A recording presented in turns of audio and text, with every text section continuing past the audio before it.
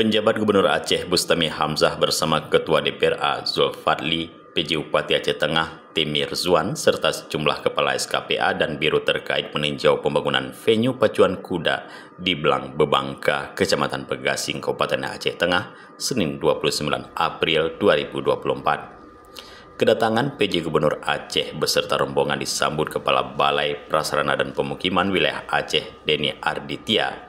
Peninjauan lokasi tersebut dilakukan dalam rangka percepatan pembangunan venue Pekan Olahraga Nasional Aceh Sumut yang dijadwalkan diselenggarakan pada September mendatang. PJ Gubernur Aceh meminta Denny Arditya untuk menjelaskan progres pembangunan lintasan pacuan kuda yang sedang dikerjakan di bawah kontraktor pelaksana PT Waskita Karya.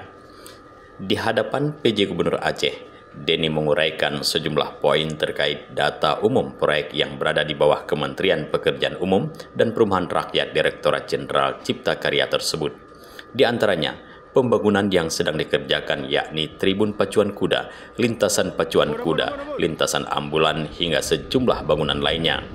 PJ Gubernur Aceh berpesan kepada kontraktor pelaksana agar memastikan seluruh pengerjaan berjalan sesuai dengan standar mutu yang ditetapkan dan selesai tepat pada waktunya.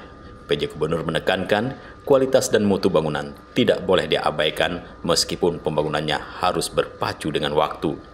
Di lokasi tersebut juga dilakukan penanaman pohon yang masing-masing dilakukan oleh PJ Gubernur Aceh, Ketua DPRA, PJ Bupati, dan Kepala Balai Prasarana Permukiman Wilayah Aceh.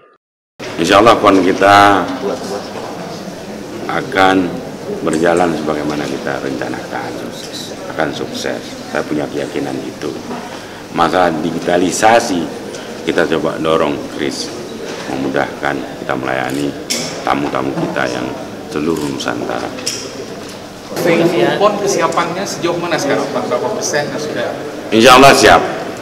Dengan kebersamaan yang kuat, saya meyakinkan itu akan siap, nggak usah ragu lah.